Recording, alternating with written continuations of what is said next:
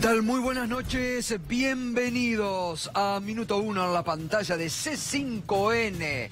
Hoy más que nunca, la realidad. Lo que otros no te cuentan, lo que otros no te muestran. Aquí diariamente te lo contamos, te lo mostramos, clarificamos la información para que vos sepas de qué se trata y de lo que se debe hablar en la República Argentina. Nos podés acompañar a partir de este momento con el hashtag RiesgoFMI. ¿Por qué este hashtag? ¿Y por qué esta portada de Minuto 1 de hoy? Ojo lo que votan. Es realmente ya a esta altura de los acontecimientos riesgoso para la Argentina en términos económicos. A nadie le escapa la intromisión que el Fondo Monetario Internacional tiene en nuestro país. No podemos esperar nada más que el gobierno proteste frente a los exabruptos del fondo. Del gobierno no podemos esperar nada, porque este gobierno ha entregado la soberanía económica y política de nuestro país al Fondo Monetario Internacional. Y hoy es el fondo, es la señora Christine Lagarde, la que realmente monitorean, implementan, mandan sobre la política económica de la Argentina. El gobierno argentino solo acata, solo cumple, va corriendo cuando la señora Christine Lagarde los convoca a recibir nuevas instrucciones. Pero lo que hoy emitió como opinión el Fondo Monetario Internacional es un verdadero riesgo para la institucionalidad en la Argentina, porque el fondo está advirtiendo sobre la peligrosidad, escuche bien, el fondo está advirtiendo sobre la peligrosidad de las elecciones presidenciales de este año en nuestro país. El fondo no solamente manda y digita la política económica de este gobierno, sino que el fondo ahora quiere también mandar sobre la voluntad de los argentinos. Porque el fondo les está diciendo a los argentinos, ojo cómo votan, cuidado con lo que votan. Se sabe, y está cada vez más a la vista, que es el Fondo Monetario Internacional quien sostiene al gobierno de Cambiemos y a Mauricio Macri, y apoyan la reelección. Por eso van a auxiliar más allá de los descalabros económicos, de la mala praxis del mejor equipo de los últimos 50 años, van a seguir apoyando hasta octubre de este año al gobierno de Macri. Porque ellos no solamente desean, quieren, harán lo imposible para que Macri gane las elecciones. Son, con otros poderes internacionales, los que sustentan este modelo y a este gobierno. Por eso no vamos a pedirle al gobierno de Macri que proteste frente a esta peligrosa intromisión y advertencia, pero sí al resto de la sociedad, que como yo digo, me escucha todos los días, está demasiado adormecida. La dirigencia política opositora también, porque no se le puede permitir al fondo, que es el verdadero riesgo de la Argentina, como lo ha sido a lo largo de la reciente historia. El riesgo de este país son las políticas del Fondo Monetario Internacional. Entonces no se le puede permitir que ahora el fondo también opine de política en nuestro país. Y que alegremente diga y advierta sobre la peligrosidad de las elecciones presidenciales de este año. Porque según cómo voten los argentinos, podrá ser peor o mejor. Yo le voy a traer dos recuerdos. Uno que esta mañana, en Mañana Silvestre en Radio 10, donde nos visitó Felipe Solá, precandidato presidencial, recordaba de cuando él era gobernador de la provincia de Buenos Aires en el peor momento político, económico y social de la Argentina. Y Anup Sin del Fondo Monetario Internacional venía en una Argentina que se caía a pedazos, que ya se había caído con 50% de pobreza, venían con sus recetas tradicionales a querer meter más ajustes para que la Argentina siga explotando. Y fue Duhalde que a nivel de presidente le paró la mano.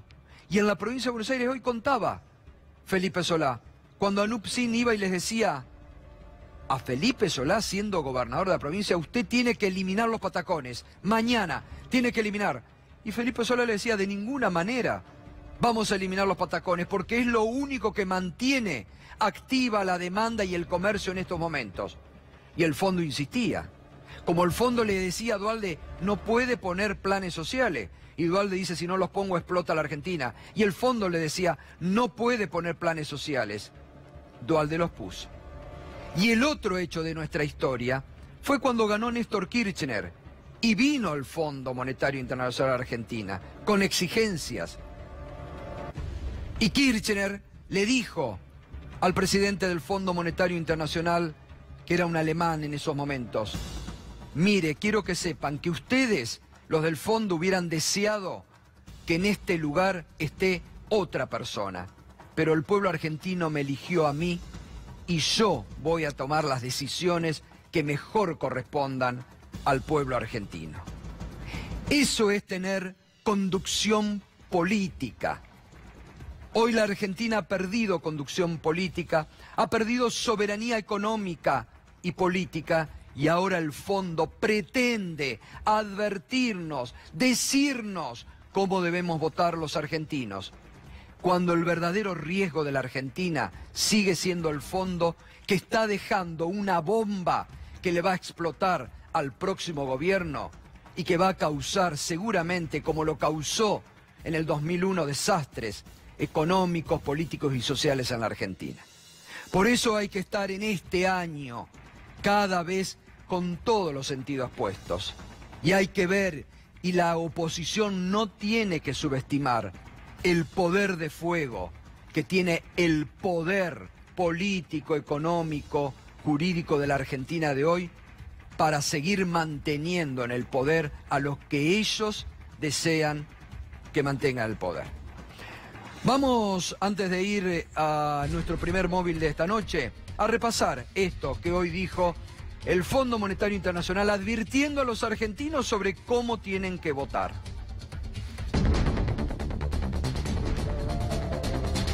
Entre los riesgos internos para América Latina, cabe mencionar una menor confianza por la incertidumbre política en Brasil y México, así como la incertidumbre relacionada con las elecciones en Argentina.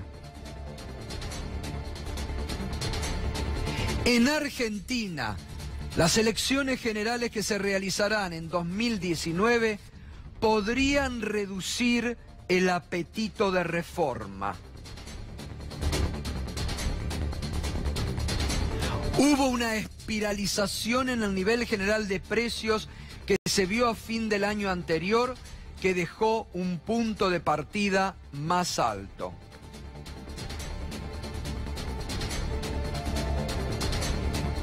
Un giro político, acá viene la intromisión del fondo en la Argentina. Un giro político puede descarrilar el programa.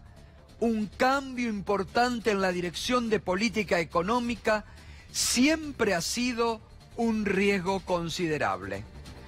Claro, uno se pregunta, ¿el riesgo para quién será? Para el fondo, que no podrá seguir esquilmando al pueblo argentino si tiene un gobierno que se les plante y que quiera negociar desde la soberanía política, económica y social de un país. Claro, con Macri tienen asegurado la continuidad de lo que ellos manden.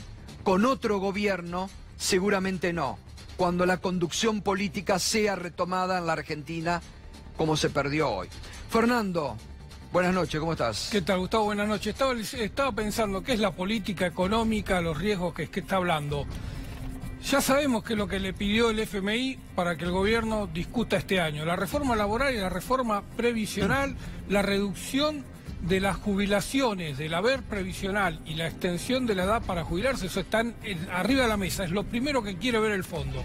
Obviamente, paralelo a la flexibilización laboral. Esas son las reformas que el fondo tiene miedo que no se avancen si cambia el gobierno. Por supuesto, también está la reducción del Estado. Quieren ver un Estado mucho más chico del que hoy tiene Argentina.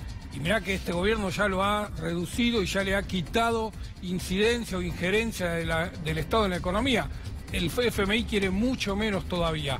Ya empiezan a verse algunas notas donde se cuestiona el tamaño del Estado, donde se cuestiona el tamaño de los impuestos que se cobran, donde se empieza a decir, bueno, pero si no cobráramos tantos impuestos los precios serían más bajos, como si fuera solo magia dejar de cobrar impuestos.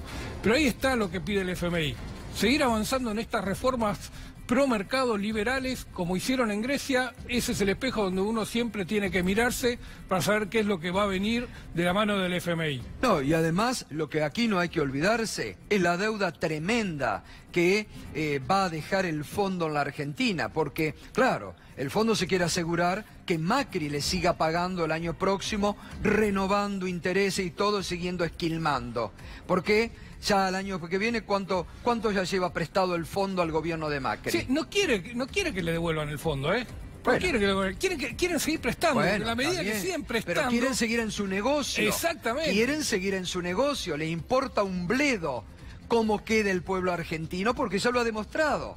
Por eso lo que tiene miedo el fondo, por eso comienza a meterse también ahora en la vida política de la Argentina, advirtiendo sobre lo que voten los argentinos. Ahora, Gustavo, buenas noches. Buenas noches. ¿Esto no le puede salir en contra a la jugada del FMI con el gobierno? ¿Por qué lo digo? Según las encuestas en su momento, más del 75% de la gente estaba en contra de haber recurrido al Fondo Monetario Internacional. Sí. Ahora el fondo te dice que tenés que votar a este gobierno para seguir con el fondo. Digo, ¿no le jugará en contra esto de querer decirle a la gente que inclusive votó a Macri y no está de acuerdo con el fondo, que voten a Macri porque el fondo tiene que seguir? Ojo con esto, ¿eh? Bueno, ese será otro punto también de análisis, ¿eh? Bien, lo vamos a seguir ahora analizando porque estos son los temas que hay que debatir en la Argentina de hoy.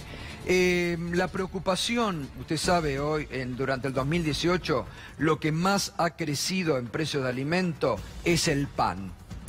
Ya llegan algunas panaderías a 90 pesos el kilo. Y el pan, han cerrado más de 1000 panaderías a lo largo y a lo ancho de la Argentina, producto de la caída de un consumo básico, de la caída de la venta del pan, de cómo se ha encarecido la harina. Hemos tenido aquí en más de una oportunidad organizaciones que han establecido el pan social, quieren que venga una ley. Y en este momento, en San Martín, se está efectuando un panazo. Se están regalando más de 100 kilos de pan. Nicolás Munafó está allí con nuestro móvil. Buenas noches, Nico, ¿cómo estás? Así es, 200 kilos de pan que se entregaron aquí en San Martín en bolsitas de medio kilo cada una aproximadamente. Y era impresionante ver, Gustavo, cómo las personas que hicieron desde las 5 de la tarde filas para poder conseguir un poco de pan, ¿no? Digo, la verdad que hay gente con hijos, señores mayores que han venido entonces a buscar un poco de pan para la noche, para pasar el fin de semana. Ya fueron entregados entonces aquí en esta esquina de San Martín, que además de este panazo también se sumó al pedazo, ¿no? Que como venimos mostrando cada viernes aquí en el 5N, este es el 15 consecutivo entonces que se hace en los distintos puntos de Argentina. Pasaron un poco con la gente entonces por qué vino el panazo después de la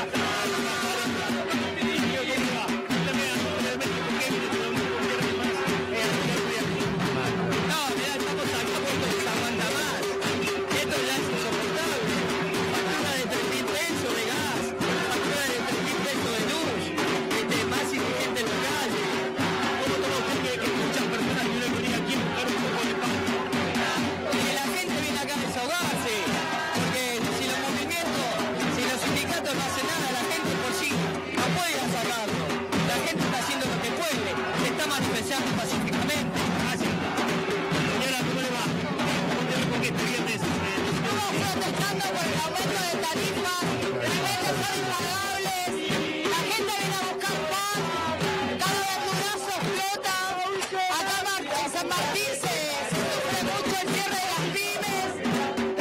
Es muy triste la situación que estamos pasando. Triste ver también a las señoras mayores o mujeres que vienen con sus hijos para buscar un Son postales de todos los días. Además hay mucha gente que está viviendo en la calle, que ya no tiene empleo. Acá las pymes cierran todos los días. Y bueno, son familias enteras que se quedan sin ingresos. Y cada vez te aumentan más la comida. Es imposible seguir viviendo así. Sí, a ver, Nico, a ver si podés encontrar alguno de los... Ahí está. Esta ampolla que estaba mostrando, aproximadamente medio kilo, con el así, entonces... A ver, Nico, correte un poquito o pediles por favor que un momento paren con los tamboriles porque no se te escucha nada. A ver, deciles que por favor paren un minuto. Ahí está. Así nos escuchamos. Ahora sí, Gustavo. Así nos escuchamos un segundo, gracias. Bueno, te contaba, Gustavo, estas bolsas las que estaban repartiendo hoy hace un ratito, como te decía, aproximadamente medio kilo cada una, que acá la señora me mostraba. 200 kilos en total dieron aquí en esta esquina de Campos y Belgrano, y mucha gente, como te decía, entonces... Vino las personas, distintas madres con sus hijos, señores mayores, a buscar un poco de pan.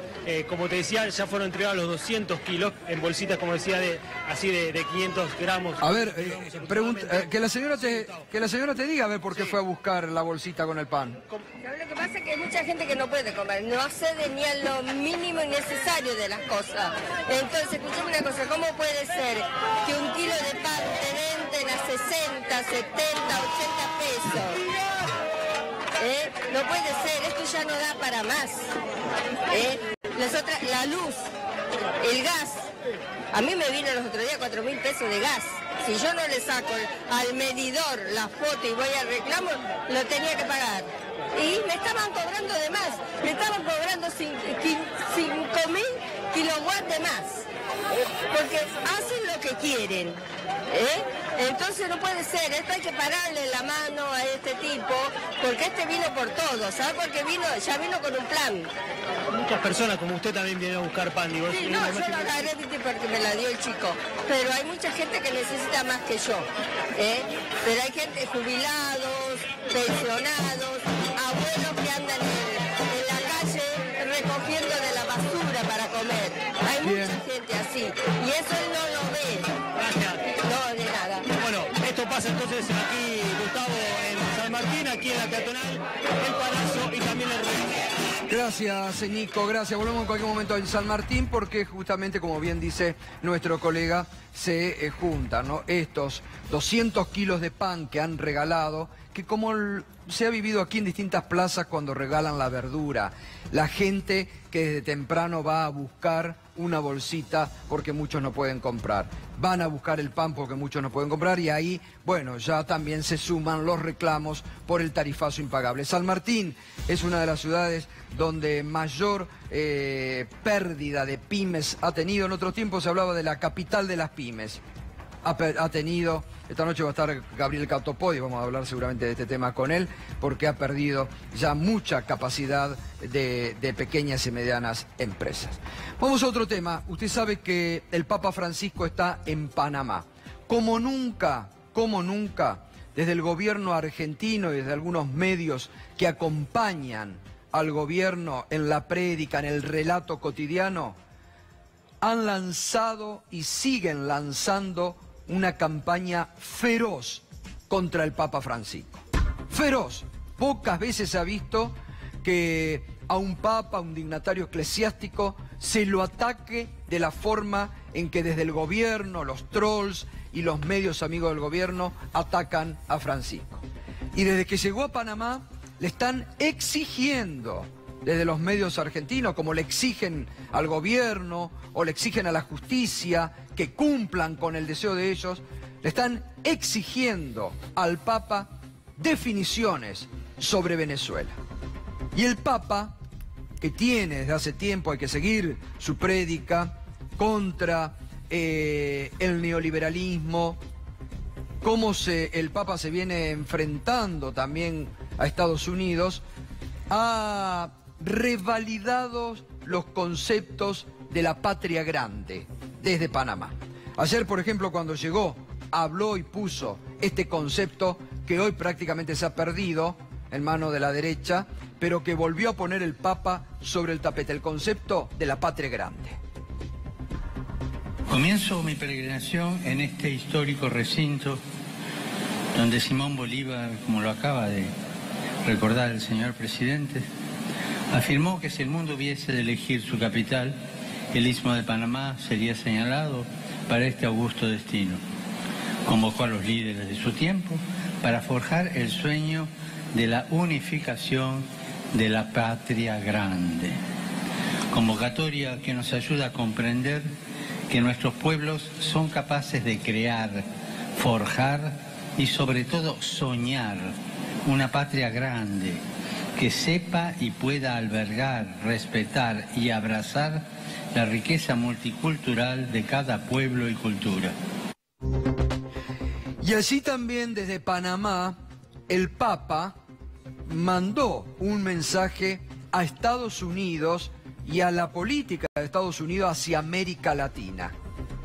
Escuche de qué forma habla sobre el patio trasero de los Estados Unidos. Nos obliga a preguntarnos continuamente dónde queremos pararnos. La génesis de Cristo es sacerdotal. Conocida la amistad y el impacto que generó el asesinato del padre Rutilio Grande en la vida de Monseñor Romero. Fue un acontecimiento que marcó a fuego su corazón de hombre, sacerdote y pastor. Romero no era un administrador de recursos humanos, no gestionaba personas ni organizaciones. Romero sentía con amor de padre cultural. Nuestros pueblos no son el patio trasero de la sociedad ni de nadie. Tienen una historia rica que ha de ser asumida, valorada y alentada. Las semillas del reino fueron plantadas en estas tierras. Estamos obligadas a reconocerlas, cuidarlas, custodiarlas para que nada de lo bueno que Dios... Bueno, ahí clarísimo el concepto del Papa. Nuestros pueblos no son el patio trasero de nadie. Un mensaje clarísimo para Estados Unidos. Y también clarísimo fue porque en la misma homilía el Papa habló del diablo que busca la división entre los pueblos de la América Latina. Y obviamente cuando se hablaba del diablo se refería a Estados Unidos y a la injerencia permanente. Interesante estos conceptos del Papa Francisco en Panamá. Bueno, muy bien, vamos a otro tema. Yo creo que nada nos debe sorprender sobre las acciones que hace el gobierno para analizar la conciencia, los pensamientos. Usted sabe que este es un gobierno que invierte mucho, no solamente en trolls pagos que todos los días están accionando. Ahora parece que se quieren blanquear en una asociación, ¿no?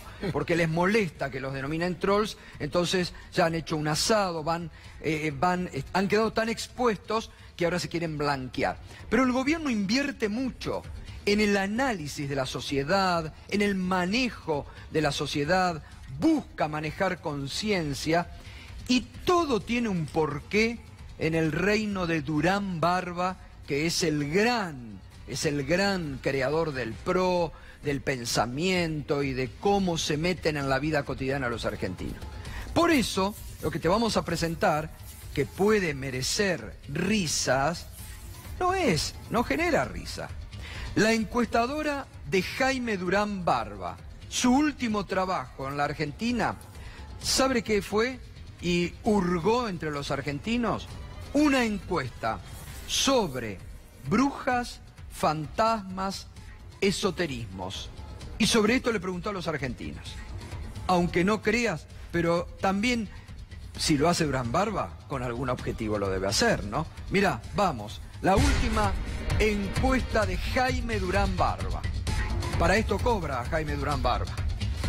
Le pregunta, consultora informe confidencial de Jaime Durán Barba, para el área metropolitana, brujos, fantasmas y demás. ¿Usted cree que existen los fantasmas? Sí, 19%. No, 16%. No, 65%. No sabe, 16%. Y ahora le preguntan por edad, ¿no? ¿Usted cree que de 18 a 29 años no 67%, de 30 a 40 años 72%, de 40 a 60 años 79%?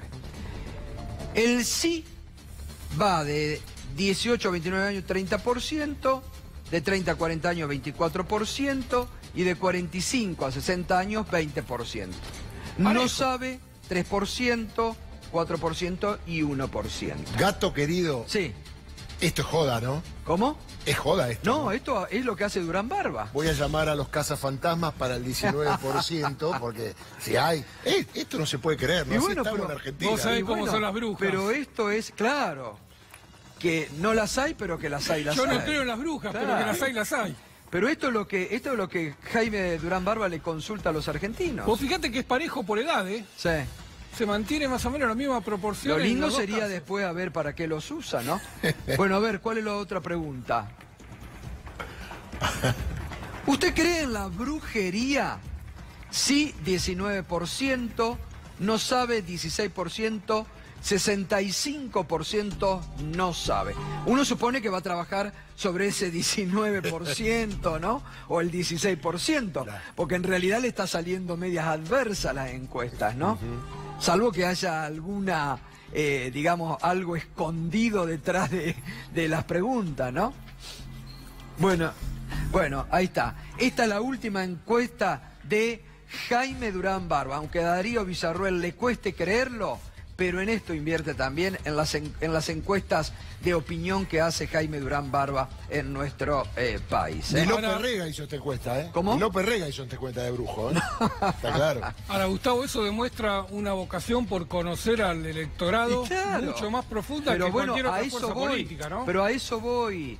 A uno, por eso aclaré, a uno le puede despertar risa, pero para que vean cómo funcionan, trabajan sobre el electorado en forma permanente, que hasta esto, que puede parecer y dar a risa, preguntan y trabajan sobre él. Después se la pasan a Cambridge Analytica y le arma la campaña dedicada exclusivamente a estas personas que la van a tener perfectamente identificada en Facebook y en todas las redes. Viernes está convocado un nuevo ruidazo contra el tarifazo. Nuestra compañera Paula Avellaneda está en Acoite y Rivadavia. Buenas noches. Buenas noches, Gustavo, y la gente que está contra las medidas de Mauricio Macri se juntó en esta intersección de Avenida Rivadavia y Acoite. Están cortando sobre Avenida Rivadavia porque protestan contra el tarifazo, entre otras cosas. Señora, buenas noches, ¿cómo le va? Hola, ¿qué tal? Yo justo el viernes pasado te hablé por los puesteros del Parque Rivadavia, que los sacaron y armaron una calle que no hacía falta y los ponen a todos al sol y un puestero se murió esta semana. Muchas gracias. Señor, buenas noches. ¿Por qué reclama? Yo estoy reclamando por el cierre de las escuelas nocturnas, que me parece una medida desacertada de la ministra Acuña.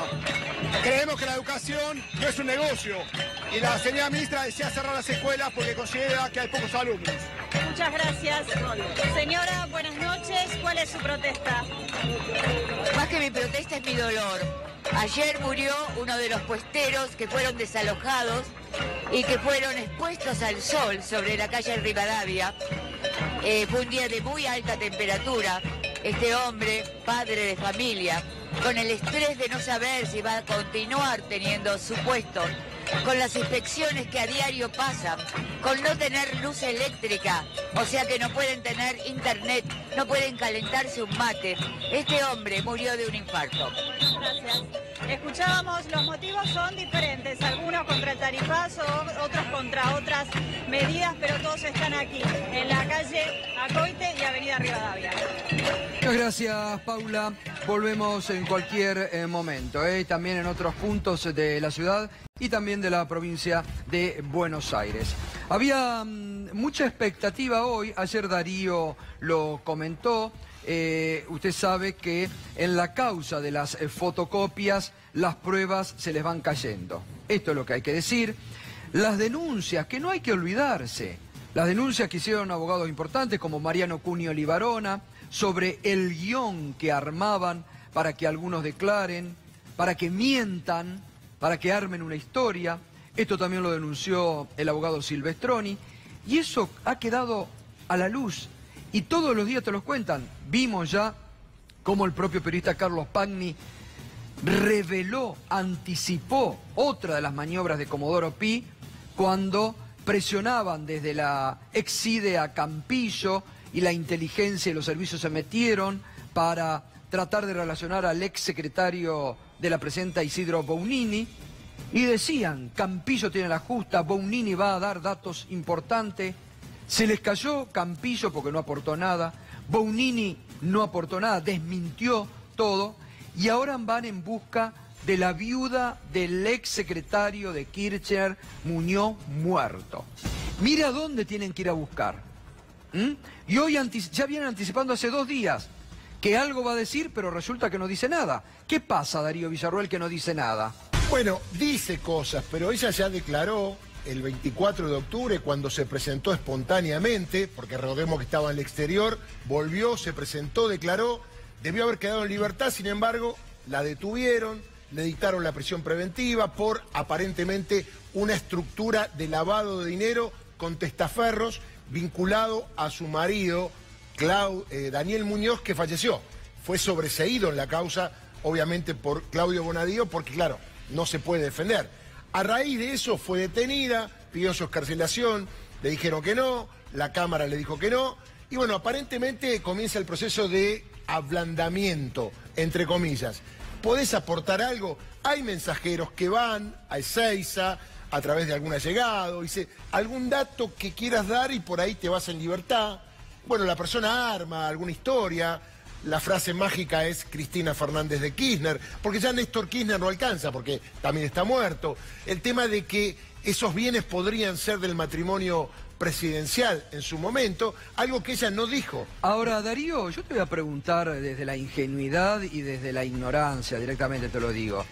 ¿No es demasiado obvio el ablande que le están haciendo, que la llevan, la reúnen con los fiscales, uno de los fiscales que estaba de vacaciones viene, se reúnen, la llevan de nuevo, la traen ante Bonadío? Digo, ¿no es demasiado obvio que los diarios te anticipan lo que todavía no ocurrió, como la presión y este armado que están haciendo, que están haciendo un armado? Fíjate vos que están así, que hoy la tapa de La Nación y Clarín hablaban de que Carolina Pochetti quiere ser arrepentida y que hoy se iba a homologar. Claudio Bonadío no homologó, porque claro, no le alcanza algunas cosas que dicen, porque el dato ¿cuál es? Lo contamos ayer. Ya todo el mundo sabe lo que hay en la causa. ¿Qué es lo que hay que decir para beneficiarse y tener la sortija? Algo contra Cristina, algo contra Devido, algo contra Néstor, y ya todo el mundo sabe qué nuevo puede aparecer. Entonces es como algo cantado. Recordemos que esta mujer en su momento dijo, mi marido nunca me dijo nada, eran cuestiones de la política, yo no sé nada de sus negocios. Y ahora aparentemente, cuando va a declarar, viste cuando éramos chicos, dice, retiro mis dichos. Ahora quiero colaborar y aportar algún dato. Es poco serio. Recordemos que acá hay una ley importante, se llama Ley de Arrepentido o Imputado Colaborador. Y la verdad, cuando alguien declara algo que no se sabe, tiene que ser seriamente. Cuando lo detienen, en el momento, dar datos concretos que se puedan corroborar, no hacer una mise en escena de perseguir a la persona, llevarle Ezeiza y que se vaya ablandando y vaya dando datitos. A lo mejor sigue dando datitos y Claudio Bonadío la deja presa, como Campillo. Exactamente, que dio un montón de datos y quedó detenido. A ver, Gustavo, esto ya perdió el eje. Me parece que los que quisieron hacer una operación se apresuraron, te lo comentaba el otro día, de tirar el tema de los cuadernos el año pasado, porque a lo mejor este año, si la cosa era nueva, en mayo, por ahí, con plena campaña electoral, tenía efecto. Ahora está todo dicho en la causa. Esto deberá ir en algún momento a juicio oral y se deberá determinar si Cristina Fernández, Julio De Vido, los empresarios que teóricamente pagaban coimas, son responsables o no. Ya no hay nada nuevo. Claro. Los medios generan Ahora, expectativa. Sí, obvio. Bueno, pero los medios son los creadores, como bien decías vos ayer, de esta causa. Y necesitan seguir alimentando porque los medios tampoco quieren hablar de lo que hay que hablar, que es el debate económico de la Argentina. Ahora, hoy me decían también un colega que trabaja todos los días en tribunales que había como un acuerdo, ¿no? Que hoy ni los fiscales ni fuentes del juzgado dijeron nada y que suponían que Bonadío, como había hecho sobre los dichos de Campillo y Bugnini, hace inteligencia para buscar, cercar algún nombre que haya aportado y sorprender con alguna otra detención. Que esto sería ilegal, ¿no? Tal cual, y esa es la estrategia. ¿Qué hace Claudio Bonadío? Cuando tiene a alguien que no se arrepiente o no da datos, le dice, por lo menos dame un nombre. Y va a buscar a ese nombre. Ese nombre viene y para salir también dice, dame otro nombre. Así no se investiga. Una causa tan seria, con acusaciones tan profundas, tiene que tener un marco jurídico mucho más importante. No arreglarse entre dos fiscales y un juez, que te aclaro, Gustavo, no son los que van a estar en el juicio oral cuando esté sentado Oscar Centeno y tenga que contarle a todo el pueblo argentino lo que realmente él escribió. Si lo escribió, por qué lo escribió, cuándo lo escribió. Y todo esto va a tardar porque va a ser muy difícil que Centeno pueda sostener ante todos los acusados lo que él escribió en su momento. Bueno, además de todas las contradicciones que hay, careos que no se hicieron, los propios arrepentidos, como Calcaterra, que después fueron en queja a la Cámara Federal, o la misma Cámara Federal que le está indicando muchas veces otro camino a Bonadío. La verdad que es una causa ya bastante disparatada. Gustavo, ¿sabés cuántos imputados hay? Hay 90 imputados. No hay causa en la Argentina que tenga tantos imputados, algunos procesados, con prisión preventiva, sin prisión preventiva, algunos con falta de mérito. Y lo que te quiero decir es, a ver, rompamos la expectativa. ¿Qué puede decir Carolina Pocchetti en su arrepentimiento? Pero sí, ¿sabés qué? Mira, acá detente un minuto, porque es muy interesante. Hay que hacer a veces un ejercicio, ¿no? Yo hoy hacía este ejercicio. Al mediodía, la mayoría de los portales informativos de la Argentina estaban excitadísimos con este tema. Tenían el principal título, se arrepiente y aporta el dato fundamental, todo.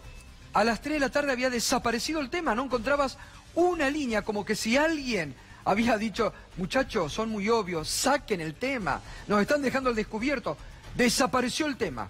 Recién hace instante, chiquito así, declaró 5 horas, Bonadío todavía no homologa. Digo, es muy obvio, ¿no? La mancomunión entre cómo van manejando la expectativa de la noticia, ¿no? Tal cual, Gustavo. Y adelantémonos, ¿qué puede decir Carolina Pocchetti, que lleva 3 meses detenida para obtener la libertad? Una mujer que obviamente vivió, según lo que conocemos, con los bienes que tiene, con lujos y placeres. Está detenida en una cárcel. ¿Qué puede decir?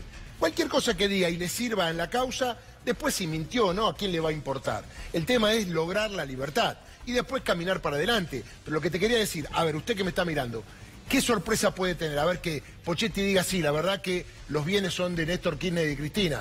Hay que probarlo. Sí, la verdad que Cristina sabía de todo. Hay que probarlo. ¿Y sabe qué pidió Cristina? Hacer careos con los arrepentidos. Claro. Y la verdad que la Cámara ni Claudio Bonadío le hicieron lugar, ¿no? Bueno, ahora seguimos. El miércoles estuvo aquí el diputado nacional Rodolfo Tailade a propósito de este DNU sobre extinción de dominio, que esta semana firmó el presidente. Mire, han pasado ya tantas cosas que el tema ya ni se habla. El lunes. El lunes fue, bueno. El lunes lo firmó y el martes estuvo aquí Rodolfo Tailade. Y Rodolfo Tailade, atención, porque aquí anticipó lo que hoy hizo junto al diputado Doñate. Mire lo que anticipaba. Mandé un correo electrónico a la Procuración General, le pedí una entrevista, una audiencia al procurador Casal, porque el decreto dice que la Procuración puede conseguir, digamos, colaboradores. Y yo tengo mucha información de los corruptos estos, mucha información. Entonces me quiero sentar con Casal de Gianfranco Macri, de Mauricio Macri, de Luis Caputo, de todos, de lo que vos quieras. Decime ministerio, secretaría y podés encontrar un curro. Entonces, hasta tanto esto se resuelva, yo voy a ir a la Procuración y voy a pedir que empiecen el procedimiento de extinción de dominio, como por ejemplo con los 5 millones de dólares que cobró Gianfranco Macri hace algunas semanas del curro con los parques eólicos. Lo cobró en blanco, ahí están las pruebas, la presentamos en la justicia, 5 millones de dólares, inicialmente ganaron 70 millones de dólares con ese curro, el presidente de la Nación y su familia. Bueno, y eso que anticipaba aquí el diputado Tailade, hoy ya lo hizo efectivo ante el procurador Casal. Habrá que ver la respuesta, pero vamos a repasarlo justamente, ¿no? Los diputados Rodolfo Tailade y Martín Doñate pidieron ante el procurador Casal que se aplique el DNU en la causa que investiga una operación fraudulenta en la venta de 6 parques eólicos. Gianfranco Macri, el hermano del presidente, recibió la suma de 5 millones de dólares por esa operación. Sin embargo, se estima que las ganancias de los Macri serían de unos 70 millones de dólares. Los legisladores pidieron incorporar documentación e información que acreditaría las ganancias fraudulentas del hermano del presidente con el fin de recuperar ese dinero a través de la aplicación del DNU. Acá hay un claro testigo, donde acá el gobierno va a tener que demostrar si solo persigue, si es un elemento más de persecución hacia opositores políticos, o si quiere realmente recuperar la plata de toda la presunta corrupción que hay en la Argentina. Interesante la presentación, interesante a ver la respuesta del procurador Casal, ¿no? Sí, y además vos decías el otro día que el delito de evasión fiscal no estaba. No estaba. Y si yo te cuento y estamos investigando que Mauricio Macri tiene por los Panama Papers, la causa que tenía Sebastián Casanelo, una causa donde está imputado por evasión fiscal junto a su hermano, la semana que viene lo vamos a contar. Muy bien. Esta noche ya enseguida vamos a tener varios debates. Enseguida vamos a ir a la ciudad de Belleville, donde esta semana, lo comentábamos esta semana, ha cerrado una de las últimas fábricas de pelotas de fútbol en nuestro país, en el país de el fútbol, donde el fútbol se juega en todos lados, hasta en los potreros. No vamos a tener más pelotas hechas aquí en la Argentina, sino que las importamos de China o Pakistán, porque el Estado argentino compra en China y Pakistán mientras funde a nuestras pymes. Pero enseguida vamos a ir a Belleville. Estamos ahora con Pedro Vizcay, ex director del Banco Central de la República Argentina. ¿Qué tal? ¿Cómo está, doctor? ¿Qué tal? Buenas noches. Bueno, sobre esto de la extinción de dominio, usted fue crítico esta semana sobre este DNU y sobre los reales y verdaderos motivos que busca el gobierno, ¿no? Bueno, a ver, primero, yo soy una de las principales personas que en la Argentina impulsó la extinción de dominio durante muchos años. Tal vez recuerdan el caso María Julia, sí, un caso emblemático porque se pidió allí el remate del famoso Petit Hotel. Bueno, ese trabajo lo hicimos nosotros desde una fundación, el CIPSE, con el objetivo de promover políticas de recuperación de activos en casos de corrupción. Pero en los casos de corrupción, la principal afectación económica tiene que ver con la criminalidad económica, con la evasión tributaria, con los contrabandos, con los delitos financieros, con el vaciamiento de los bancos y con la fuga de capitales. Claro.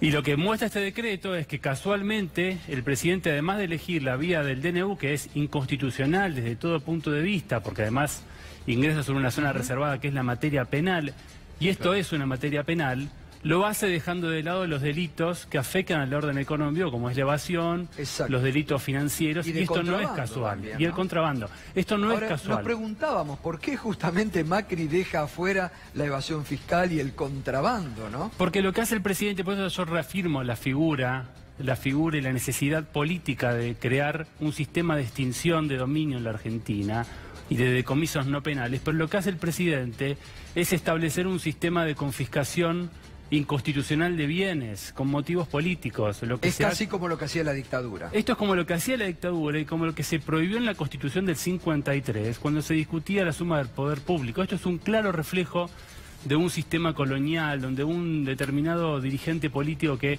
en este momento preside los destinos de la patria, se arroga la suma del poder público, corre el Parlamento, lo deja de lado, suspende un debate parlamentario, porque el Parlamento estaba dando este debate, lo suspende y dice, el decomiso no penal va por vía de decreto de necesidad y urgencia cuando no está aprobada ni la necesidad ni la urgencia y cuando tiene prohibido ingresar sobre materias penales. Además invade el Poder Judicial. Totalmente. Porque el Poder Judicial ya tiene una causa penal que está trabajando. Pero además de eso también invade la competencia de las provincias, porque si leen el decreto con detenimiento, la incautación con fines de decomiso también puede ir sobre las causas donde hay bienes cautelados en materia provincial, lo cual va a generar un conflicto de competencia federal enorme. Siguiendo su razonamiento, doctor, esto se podría decir que tiene nombre y apellido, que es un elemento más de persecución hacia la expresidenta o hacia exfuncionarios. Totalmente, esto es un... Confiscarle los bienes. Totalmente, esto es montar un escenario para discutir la confiscación y para discutir que el kirchnerismo está en contra de proponer políticas anticorrupción y que los buenos de la película somos nosotros. Esta posición maniquea que tiene el gobierno permanentemente no ayuda a que en la Argentina se puedan pensar políticas en serio contra la criminalidad financiera y contra la criminalidad económica, máxime cuando lo que estamos viendo, los datos de deterioro de la actividad industrial, de la actividad económica, de la fuga de capitales, del enorme nivel de tasa de interés que destruye la actividad productiva, marcan que en la Argentina la política económica está caracterizada por el fenómeno del saqueo de los recursos de este país. Este programa económico es un programa de saqueo económico.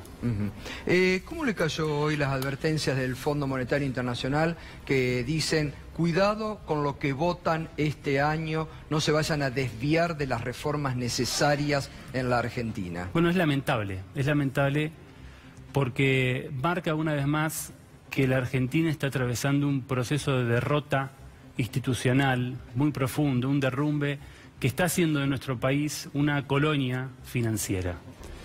Y no es un término antojadizo. Yo creo que tenemos que discutir y recuperar estas viejas categorías que estuvieron en boga en los años de profundo avance imperialista en América Latina, porque justamente lo que vemos que está pasando en Venezuela tiene su reflejo por el lado del endeudamiento externo y del rol del Fondo Monetario en la República Argentina. De hecho, hace un par de meses discutimos acá, cuando estaba en boga el debate sobre el presupuesto, que este presupuesto, que está hoy vigente, se había diseñado y aprobado en Washington, y que el Parlamento tenía que revertir esa posición, o si no, debía revertirlo el pueblo manifestándose en las calles. Lo que está en juego en la Argentina es la democracia, lo que está en juego en la Argentina es la posibilidad de tener un proyecto político soberano, independiente y emancipado de los poderes que tienen capacidad de colonizar a nuestro país. Ese es un tema importante, que yo lo decía al inicio, muchas veces desde la oposición subestima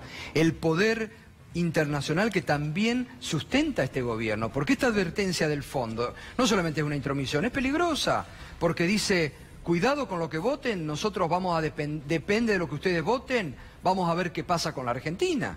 Está diciendo eso. Y lo que está diciendo, depende de lo que voten, llega el financiamiento que estaba previsto para este año. No, si ese financiamiento no llega, el programa financiero de este año empieza a teclear. Entonces, si el programa financiero hace agua, las posibilidades del gobierno de seguir avanzando en un proyecto político también hacen agua. Por eso no es menor lo que está pasando en la Argentina. Se ha producido un proceso de profunda delegación del poder político en Washington, esto hay que decirlo, y solo la unidad del campo popular, solo las fuerzas políticas, las fuerzas productivas, las fuerzas del entramado trabajador tienen la tarea y la capacidad de revertir este proceso con una unidad política que nos permita en octubre de este año dar vuelta a la página y empezar una historia nueva en la Argentina. ¿Me permite? Vamos a ir a Córdoba, lo señalaba, esta semana se conoció que una de las últimas fábricas de pelotas de fútbol en Belleville, una ciudad que lo contaba Darío, se caracterizaba por las fábricas de pelotas de fútbol, prácticamente no queda ninguna, se han derrumbado producto de esta política económica. Está Mariano Privitera. ¿Cómo estás, Mariano? Buenas noches. Hola, ¿qué tal? Buenas noches. Un gusto, gracias. Bueno, me comentaste esta semana que estás liquidando, ¿terminaste de liquidar ya las pelotas que tenían en stock? Ojalá, mira. Está muy duro. Tenemos un stock de 15.000 pelotas aproximadamente que tenemos que poder vender porque si no se nos complica, digamos, es muy difícil. Cerrar una empresa así de la noche a la mañana es imposible, así que bueno, estamos en proceso.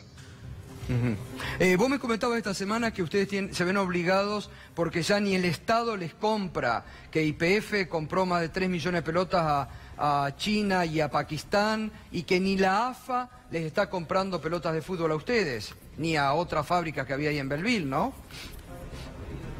Bueno, en realidad, o sea, la AFA nunca nos ha comprado. Yo creo que hace décadas que la AFA dejó de comprar pelotas en la industria nacional.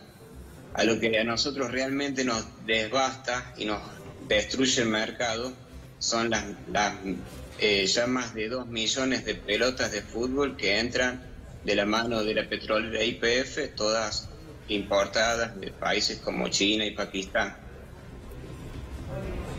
Eso es lo que nos golpea duro y nos deja sin mercado directamente. No estamos vendiendo nada y si no vendemos no podemos producir, o sea, es simple. ¿Y la decisión ya está tomada de que cierran la fábrica? Y el tema es que no es una decisión que la tomemos nosotros, es una decisión que la toma el mismo mercado, porque si nosotros obtuviéramos venta, seguiríamos hasta el año 2200 fabricando y esto quedaría para mis hijos y mis nietos, pero no, si el mismo mercado nos saca afuera. Y ahí en Belleville, ¿cuántas fábricas han cerrado de las que había de pelotas de fútbol? Mira, hay muchas que no están trabajando de hace tiempo, pero quizás pueden estar frenados y esperan, no sé, y muchos no lo salen a decir, ¿no es cierto? Nosotros directamente dijimos, ¿qué pasa? Tenemos un costo fijo mensual que tenemos que mantener una infraestructura y directamente se nos complica y bueno, nos vamos endeudando hace ya más de 1 año y medio, uno se viene endeudando, pagando impuestos y cosas y no hay venta, pero hay más de 3.000 personas relacionadas directa o indirectamente a la actividad y la fabricación del fútbol es una actividad que genera muchísimo trabajo y puestos móviles de trabajo, que es siempre ha sido un gran apoyador de la crisis. Claro. ¿Cierto? Mariano, vos sabés que esta semana, después que hablamos con vos en la radio, se armó una gran polémica, no sé si te llegó a oído, porque vos en un momento dijiste quedé atrapado en la grieta, yo lo dije esto públicamente, me empezaron a tirar con todo desde un sector político, desde el otro sector político, quedé atrapado en la grieta y muchos te responsabilizaban de este cierre porque, no sé, yo no te lo pregunté, no me interesaba, aparentemente vos dijiste que habías apoyado o votado a este gobierno y creías en el modelo económico de este gobierno. Y la verdad que se generó porque yo te dije, a mí no me importa, que lo que interesa son las fuentes de laburo, vos tenés 31 años, me dijiste el otro día que por ahí te ibas del país porque no tenías futuro, pero se armó toda esta gran discusión. No sé si te llegó a oído o qué análisis realizás. Mira, yo la verdad que siempre he ignorado muchos temas. ¿Qué es lo que pasa? He vivido una época en la que, sinceramente, nuestra empresa, en su mejor momento, fue en la época de Néstor Kirchner, me acuerdo, que había una reactivación. Después me acuerdo que después de todo el lío que hubo con el campo, la ley 125, yo me acuerdo que fue una época de un parante terrible y después que se montaran las juntas costó un montón, pero la realidad es que en los últimos años del gobierno anterior venimos pasando una situación también bastante complicada y si bien YPF digamos, lo de este gobierno es imperdonable, es una traición a la patria y es algo monstruoso que no sé si en las últimas décadas décadas habrán hecho una cosa tan atrevida como esta y tan inconsciente, ¿cierto? Esto me sorprendió totalmente, sí, me sorprendió totalmente. Yo sinceramente, y soy un arrepentido, de haber votado las promesas, porque uno se deja engañar. Yo la verdad que no estaba tan al tanto de cómo eran las cosas, ¿no es cierto? Y porque es una cuestión de que uno está todo el día trabajando. Imagínate que yo... ¿Y qué te llevó a confiar en este proyecto del que ahora estás totalmente desenamorado? Y todas las mentiras que nos dijeron, sinceramente, todas las cosas que no cumplieron, como el impuesto a las ganancias, y bueno... ¿Es verdad que el presidente tiene una pelota tuya en el despacho de él? Esa es una ironía, sí, que tiene una pelota nuestra en su despacho, sí. Ajá. Ahí la estamos viendo, sí. Porque lo habían dicho, bueno, ahí la estamos viendo. Ni la usa. Bueno, Mariano, más allá del tema político, yo te lo decía esta semana, duele ver personas de tu edad que, como me dijiste, estén pensando en irse del país porque acá tienen que cerrar una fábrica que era de tus padres y que la heredaste, ¿no? Así que, bueno, fuerza y te mando un fuerte abrazo. Y gracias por dar el testimonio, que eso es lo importante, y ojalá de alguna forma se pueda sostener la empresa, ¿no? Bárbaro, sí. Yo te digo la verdad, hoy en día es más que todo, yo ya bajé los brazos, pero acá hay más de 3.000 personas que trabajan de esto y ojalá bueno, se pide porque hay realmente una gran necesidad de trabajo en toda esta zona, así que ojalá nos escuchen y sirva para algo. Gracias, Mariano, un abrazo grande, Bueno, más allá de la polémica, se armó toda una polémica esta semana realmente sobre que habían votado, lo sumo también a Hernán Lecher, ¿cómo estás? Bien. Hoy lo hablábamos con Felipe Solá, ¿no? Pero más allá, duele que una persona de 30 años diga yo ya bajé los brazos. Hubo gente de buena fe que creyó. Claro, y no se los puede culpar. No es un tema de competitividad, no es un tema de inversiones, son plantas que están modernizadas. Pero, ¿te acordás la de Adidas de Esteban Echeverría? Sí, esto no es una cuestión de que los industriales no invierten. ¿Qué es lo que pasa? Esto les pasa a ustedes en San Martín. Mirá, yo vengo de San Martín justamente, se hizo un reclamo, la Cámara de Panaderos hizo un panazo allí en San Martín, muy exitoso, lamentablemente exitoso. Mirá, ¿qué le pasa a los panaderos? Claro, les aumentó el gas 3000%. Les aumentó la harina 760%. Es imposible que cierren los números, porque además pasa otra cuestión, que lo mencionaba recién esta persona hace un ratito. ¿Qué pasa? Ellos no pueden poner en el precio, en este caso del pan o de la pelota de fútbol finalmente, el costo de esos insumos, porque si no, no les compra nadie. A ver, si yo quisiese llevar al precio del pan el valor del trigo, el kilo de pan tiene que valer 300 pesos, no lo compra nadie. Claro. Con lo cual, finalmente... ¿Cuánto está hoy? Lo que está 75 pesos, dice el INDEC. Claro. Más o menos está eso. Mirá, y hace un ratito nomás, una fábrica de juguetes, cuando estábamos ahí en el Ruidazo, me pasaron esta factura. 60.000 pesos. Es la de diciembre, pero la de noviembre les da 28. Aumentó el 100% de un mes al otro. Esto es noviembre del 2018 y esto es diciembre del 2018. De un mes al otro le aumentó el 100%. Una empresa que se dedica a hacer juguetes, justamente, ¿no? Es que en diciembre trabajaron mucho para fabricar. Es interesante que veo que trajiste, que siempre te venís preparado algo muy gráfico como para mostrar, a ver.